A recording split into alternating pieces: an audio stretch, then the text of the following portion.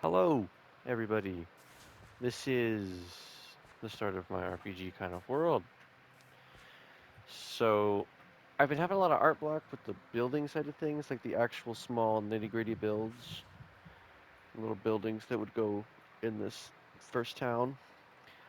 This is the starting area where every player will start, kind of where the tutorial is going to be. You'll have the mayor here who will give you a introductory quest to go do some things.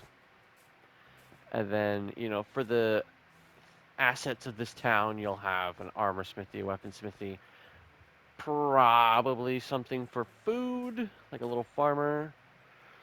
But this is really going to be it. Nothing too crazy. I like to imagine this is just a family kind of sporting a small town, a traveler's town, if you will, where it's just about, people who come through a lot. No one really ever stays. They're here and they're gone, here and there town. I have a wither down here, pretty far down.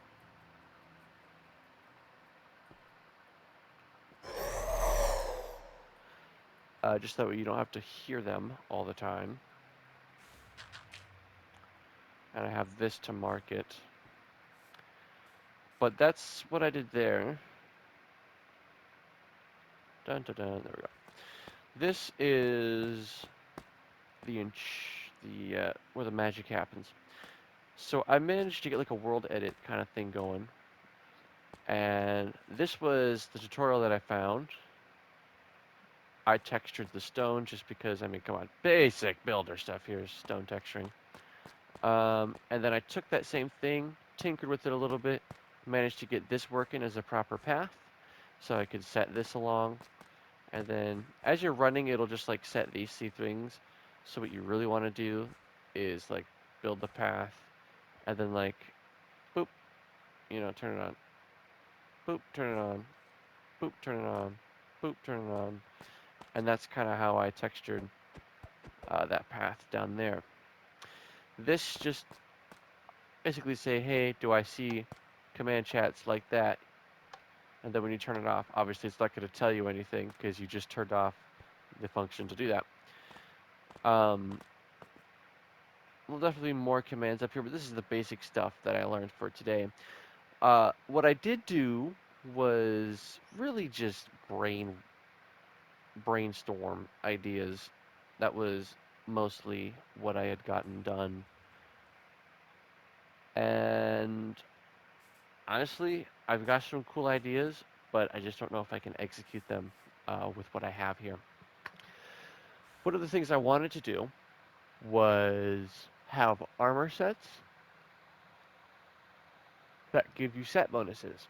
Now, there is a way to detect for different things. So, for instance, I can detect whether or not somebody's wearing full leather armor or full chainmail, any armor. I can detect for it with no big deal.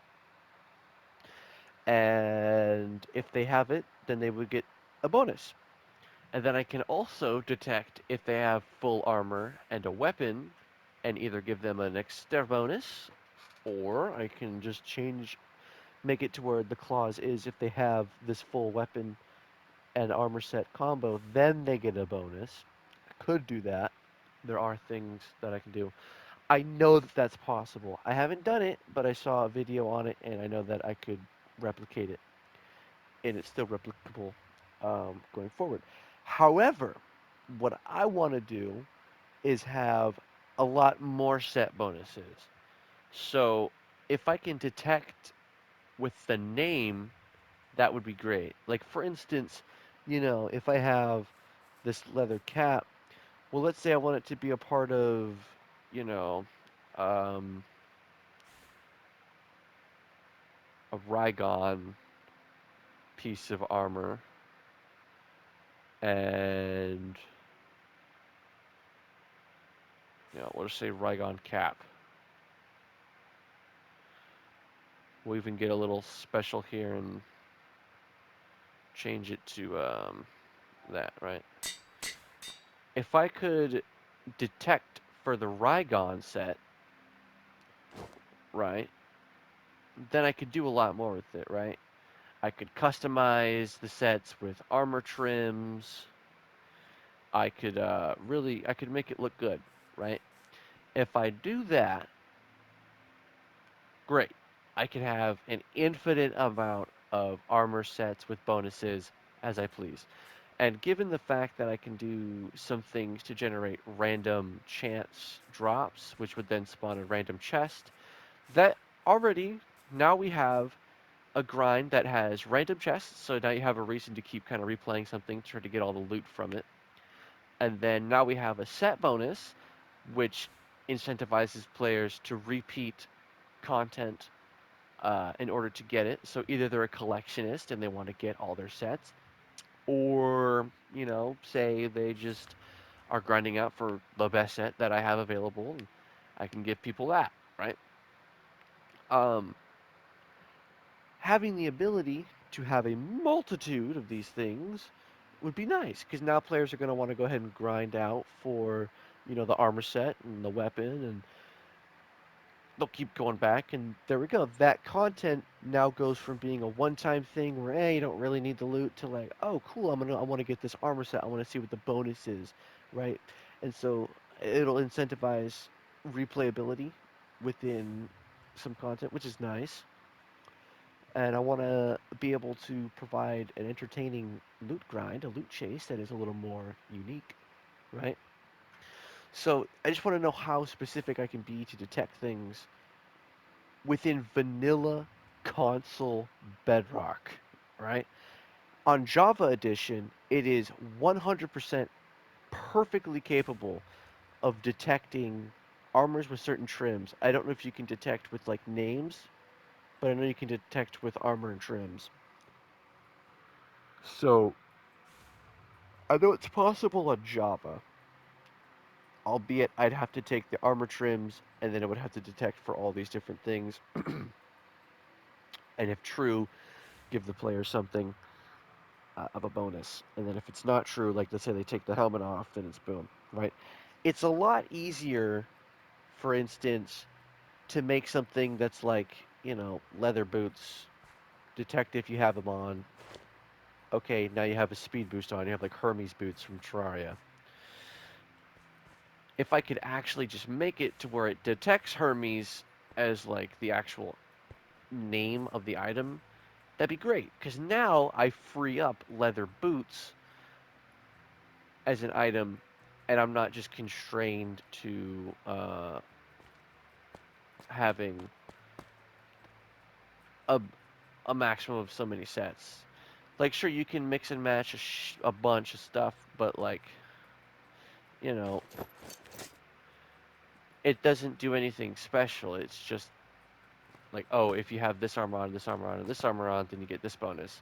It's not special like, oh, if you have, Rygon armor, you get a small defense boost that you wouldn't otherwise have. So that's kind of what I've got going on, what I have in mind. If I can make that work, that'd be great. I'm a bit iffy on the whole wither thing down here, but besides that, that is the start of my RPG world. This is what I have so far. I cannot wait to build more crazy stuff with the fact that I have basically world edit, and I can make that as extreme and unextreme as I want it to be. And oh boy, it's gonna be good. It is gonna be good. But I don't want to get ahead of myself.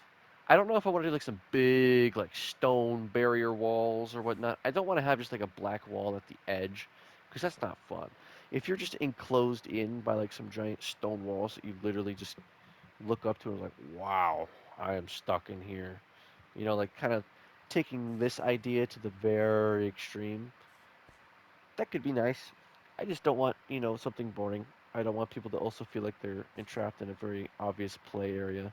I want it to be left up to some interpretation. Like I'm probably not going to give anybody, the ability to fly. Um, for any longer than like a few seconds. Like I might, make an item that gives them the ability to jump up, but that's not flight, right? So maybe I'll just give like a wind ability where they can activate levitation for a little bit and hide some secrets in some areas, or have some jump boost. Because I love my secrets. Oh boy, do I love my secrets. And I'm sure the players will like that too. Because if you're a secret hunter, then you're my type of player. Because I have some things in store for you. Obvious secrets, so that way the less adept people can still figure out some cool shit. And then some more in-depth secrets that require a little more finesse to figure out. I look forward to doing that kind of stuff.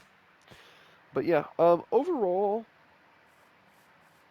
what I have going on is pretty simple, but it is work in progress, and this is the first iteration. Also, my first attempt at really taking Minecraft with commands any sort of seriously. So, yeah, bear with me on that.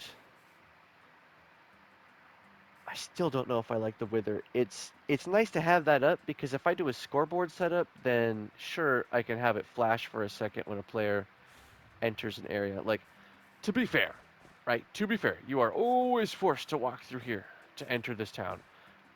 And then if a town has multiple entrances, then I can do that, right? So you could just walk in and it would just say Grigstein, now entering Grigstein. It would detect probably within like a radius of here, now entering Grigstein. And then you wouldn't have to worry about any entities, and it would just be down there. The little guy would be deleted. I wouldn't need him there. But I also kind of like just having it. Because, I mean, you go a little farther away, and boom, you're out of Grigstein. And you can still have them now entering Grigstein. Well, it says on the top of your screen, Grigstein. I don't know, though. Maybe if Minecraft adds another boss that is silent, you could just stick him underground, like I have with the Wither.